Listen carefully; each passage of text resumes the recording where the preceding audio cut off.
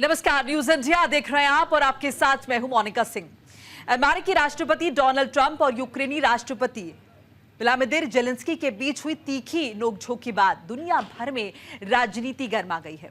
Trump Zelensky की तकरार के बीच यूक्रेन को यूरोप का साथ मिला है। ब्रिटेन और फ्रांस जैसे ताकतवर यूक्रेन के साथ मिलकर चल रहे युद्ध पर विराम लगाने की योजना पर काम कर रहे हैं।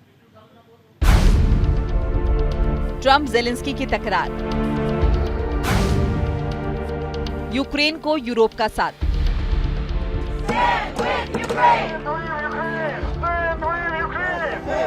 We're trying to solve a problem. Don't tell us what we're going to feel.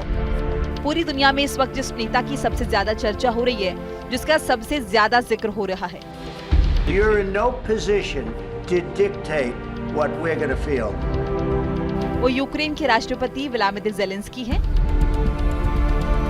President who's trying to save your country. Your country is in big trouble. I know. You're not winning. You're not winning this. You have a damn good chance of coming out okay because of us.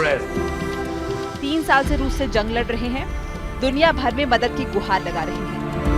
If you didn't have our military equipment, this war would have been over in 2 weeks. In 3 days, I heard it from Putin. In 3 days. Do business like this, I tell you. Just say thank you. I said a lot of times, Except that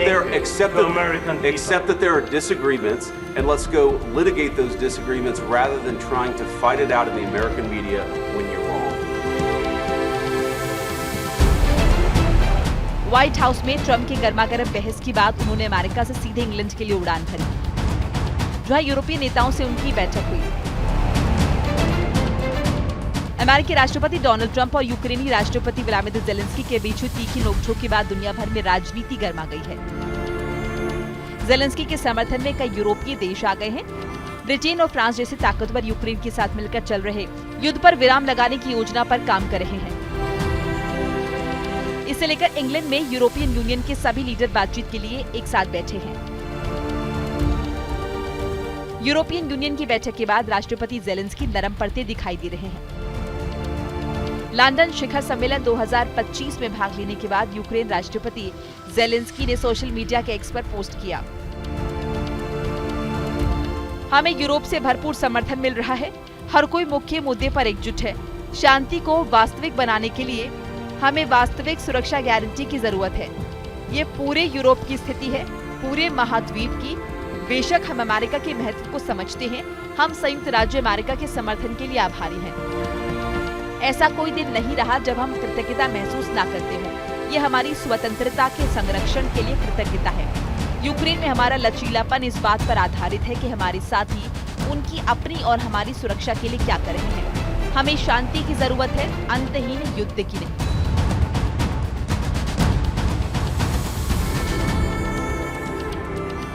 Zelensky का बयान ऐसे वक्त में आया है जब Donald Trump से उनकी बहस को लेकर वो चर्चा में है। माना जा रहा था कि जिस तरह ट्रंप से उनकी मुलाकात हुई, अमेरिका न केवल समर्थन रोक सकता है बल्कि जेलेंस्की को अपनी सत्ता भी गंवानी पड़ सकती है। ऐसे में जेलेंस्की ने नरमी के संकेत दिए हैं।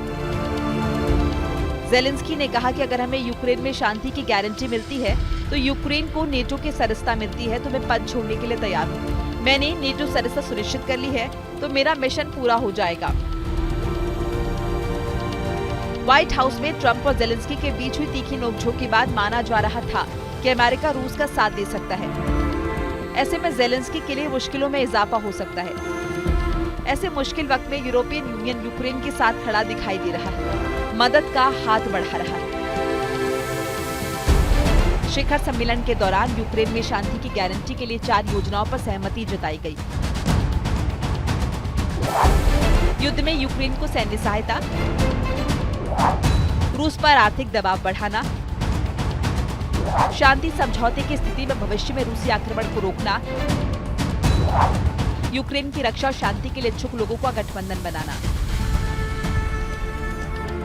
अमेरिकी राष्ट्रपति डोनाल्ड ट्रंप के बाद ब्रिटेन पहुंचे जेलेंस्की का भव्य स्वागत हुआ। प्रधानमंत्री स्टामर ने गले लगाकर उनका स्वागत किया। इस दौरान ब्रिटेन के प्रधानमंत्री के ऑफिस 10 डाउनिंग स्ट्रीट पहुंचे तो वहां ढेर सारे लोगों ने उनके समर्थन में नारे लगाए, यूक्रेन को अपना समर्थन जताया। लंदन शिखर सम्मेलन राजनयिक तनाव के बीच आयोजित हुआ था। ऐसे में पूरी दुनिया की नजर इस पर टिकी थी। क्या अमेरिका, खासकर ट्रंप के इरादे के विपरीत जाकर इंग्लैंड, फ्रांस जैसे देश ज़ेलेंस्की का साथ देंगे? लेकिन यूरोपियन यूनियन ने जिस तरह ज़ेलेंस्की का साथ दिया है, उससे यूक्रेन के राष्ट्रपति ने राहत महसूस की होगी। लेकिन युद्ध कब रुकेगा, कब तक ज़ेलेंस्की यूक्रेन की सत्ता पर बने रहेंगे, ये सब ऐसे सवाल हैं जिनका आने वाले समय में जवाब मिलेगा। Nishant Kumar, news India.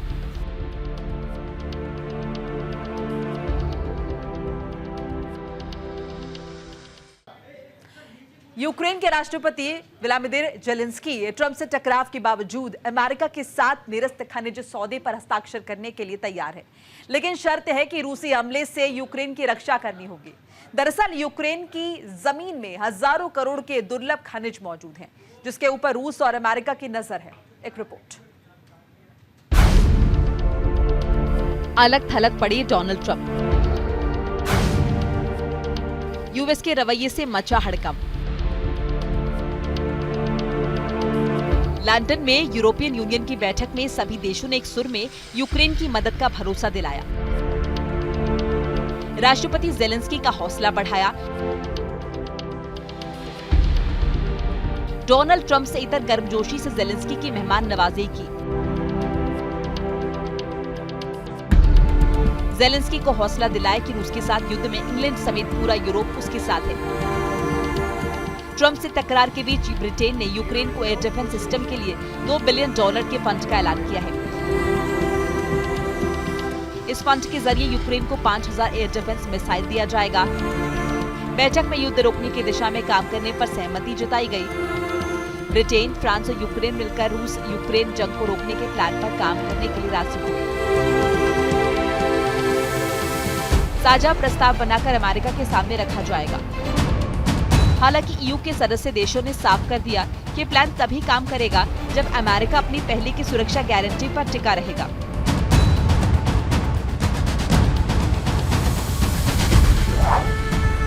दरअसल यूक्रेन की जमीन में 958 लाख करोड़ के दुर्लभ खनिज मौजूद है।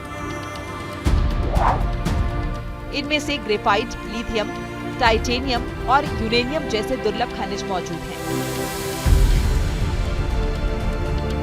राष्ट्रपति व्लादिमीर पुतिन ने हाल ही में अमेरिकी कंपनियों को रूस के साथ बिजनेस डील का ऑफर दिया है। पुतिन का कहना है कि अमेरिकी कंपनियां चाहे तो रूस के कब्जे वाले यूक्रेनी इलाके में खनिज संसाधनों के खनन में मदद कर सकती हैं। इसके साथ ही उन्होंने रूस के साइबेरिया वाले इलाके में भी खनन का ऑफर दिया है।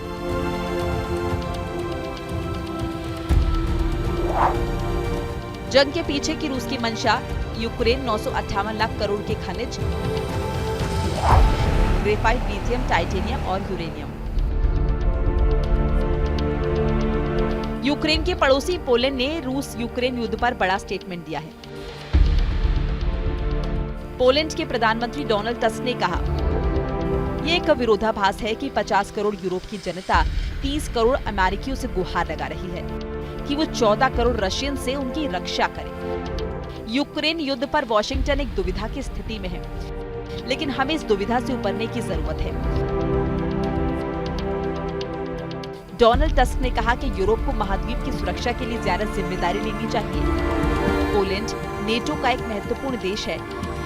पोलैंड ने जिस तरह से यूक्रेन की वकालत की है, अमेरिकी राष्ट्रपति की आलोचना की है, ऐसे में मुमकिन है कि रूस और यूक्रेन के बीच जारी जंग की आग और भड़क सकती है।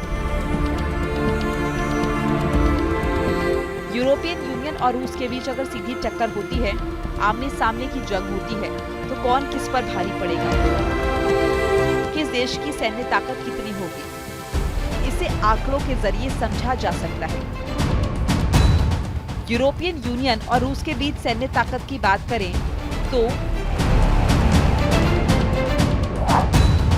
यूरोपियन यूनियन के पास नियमित सैनिक 14 लाख है, रिजर्व सैनिक 17 लाख हैं। रूस के पास नियमित सैनिक 15 लाख है, रिजर्व सैनिक 25 लाख है। यूरोपियन यूनियन और रूस के बीच परमाणु ताकत की बात करें तो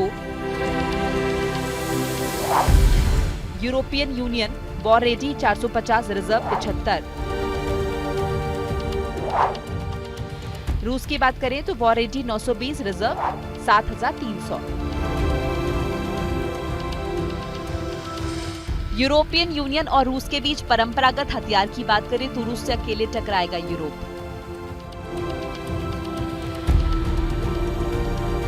परंपरागत हथियार यूरोपियन यूनियन। टैंक हैं 6700, सैन्य वाहन हैं 48900,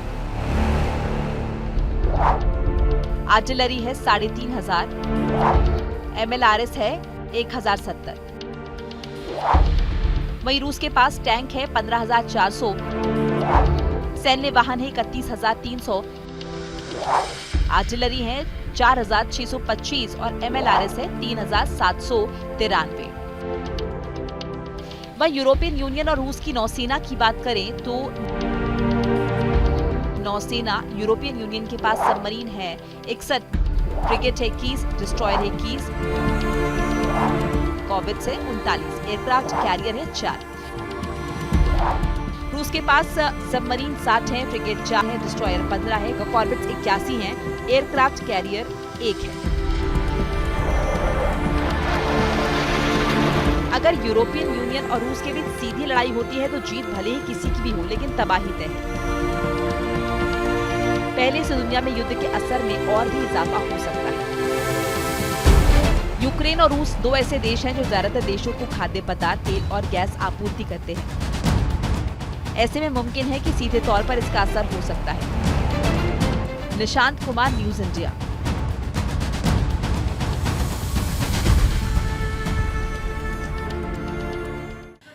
यूक्रेन के राष्ट्रपति व्लादिमीर जेलेंस्की ट्रंप से टकराव के बावजूद अमेरिका के साथ निरस्त खनिज सौदे पर हस्ताक्षर करने के लिए तैयार है, लेकिन शर्त है कि रूसी हमले से यूक्रेन की रक्षा करनी होगी। दरअसल यूक्रेन की जमीन में हजारों करोड़ के दुर्लभ खनिज मौजूद हैं, जिसके ऊपर रूस और अमेरिका की नजर है। एक रिपोर्ट। यूएस जेलेंस्की के विरुद्ध, कैसे खत्म होगा युद्ध?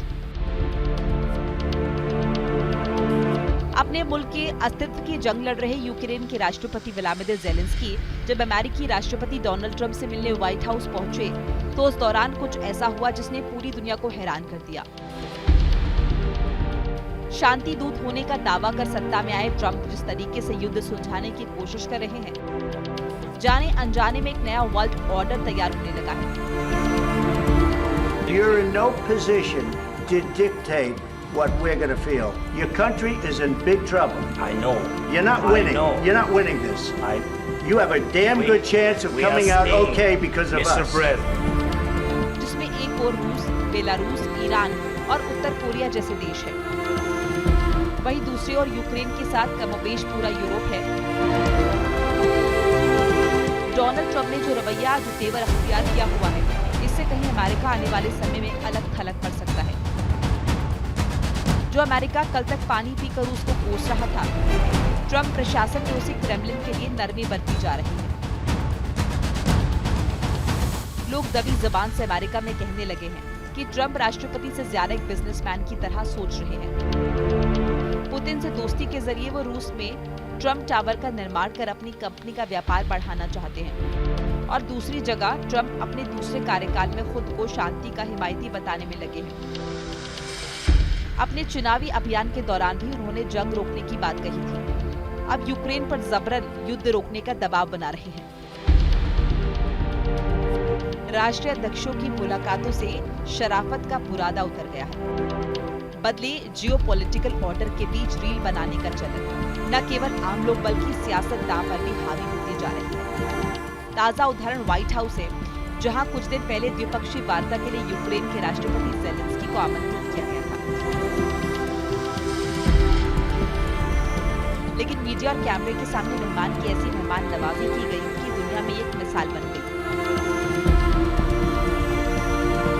ट्रंप और जेलेंस्की की बैठक के दौरान जो कुछ भी वाकया हुआ, उसे राष्ट्रपति ट्रंप को लेकर बहस छिड़ गई।